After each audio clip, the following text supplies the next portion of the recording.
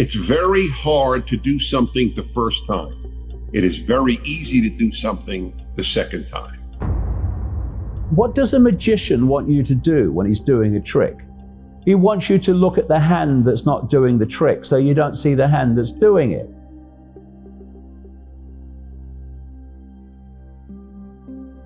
They just want human consciousness to go in a certain way. Problem, reaction, solution.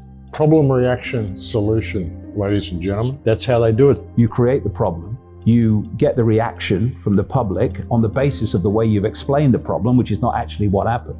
And then you offer the solutions to the problems you have created.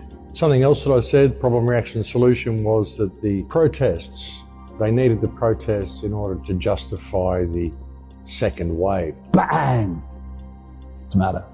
Protests, pulling down statues. The whole focus of attention has gone somewhere else. There are other reasons for that, but it's taken the focus away. When the real focus should be, look at the economic devastation of these lockdowns on every community.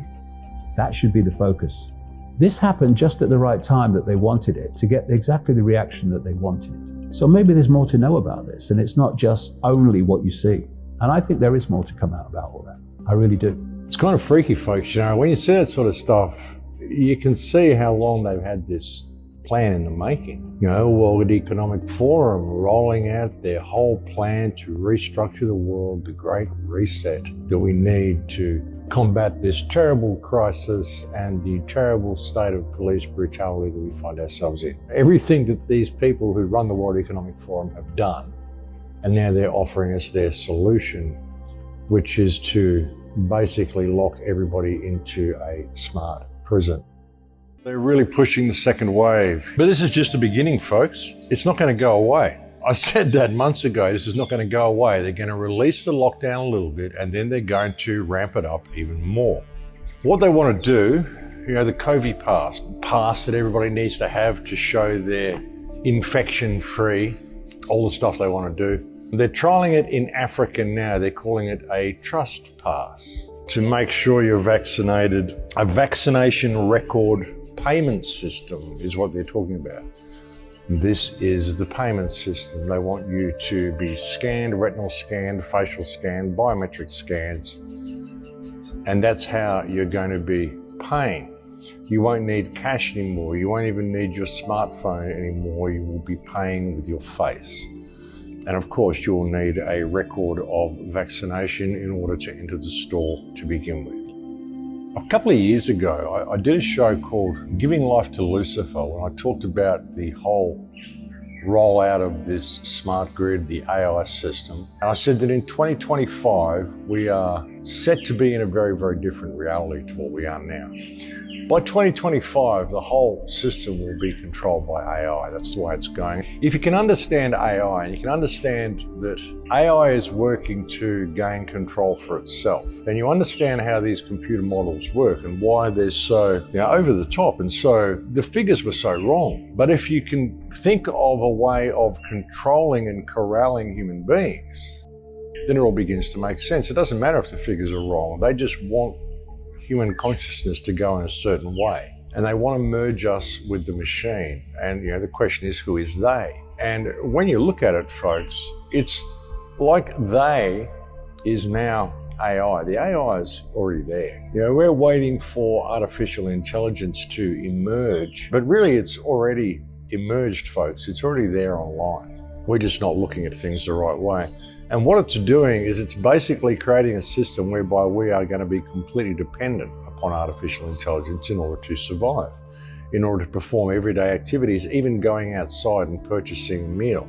You're going to need the whole thing controlled by artificial intelligence to be able to move through that reality, through the new world they're creating. When you look at things such as the Industrial Revolution, and you look at the periodic changes that society goes through every 50 to 100 years, even more so every 200 years, there's always a birth of a new reality comes from the one before, a new beginning, if you will. But what is the new beginning we're moving into? It's really going to be a reality that is totally controlled by AI, if we're not careful. The politicians, I don't even think the politicians know exactly what they're doing. I think too many people who've been involved in setting this up really bargained for what they were going to be getting. It's like all the rock stars and the pop stars and all the superstars and all the sports stars and all these people that have kept society distracted for so many years. I said to you a few weeks ago, the Miley Cyruses and the Madonnas and all these people have been used to keep us distracted.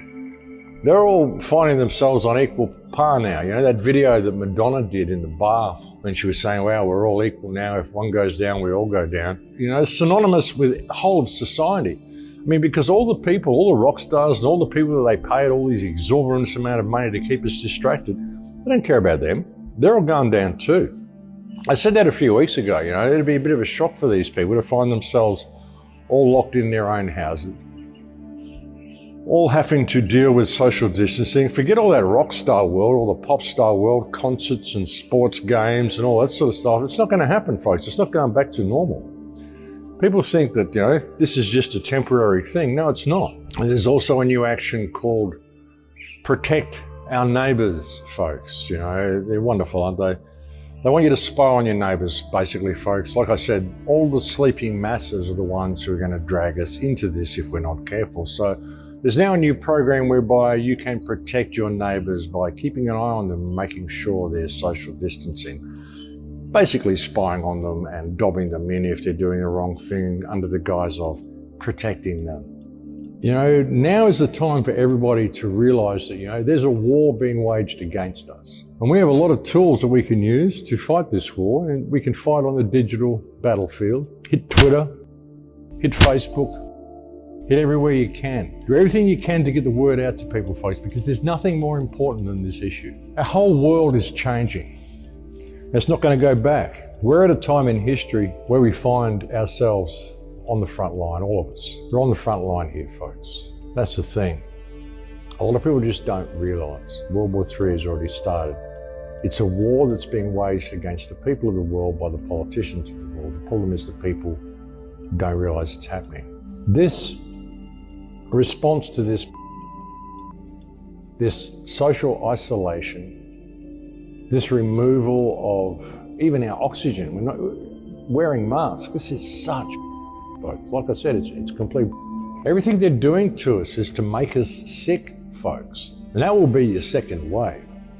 And the second wave will be fear and paranoia driven more than anything else. I mean, the first wave is fear and paranoia driven. I mean, how can they even have a second wave? There wasn't a first wave.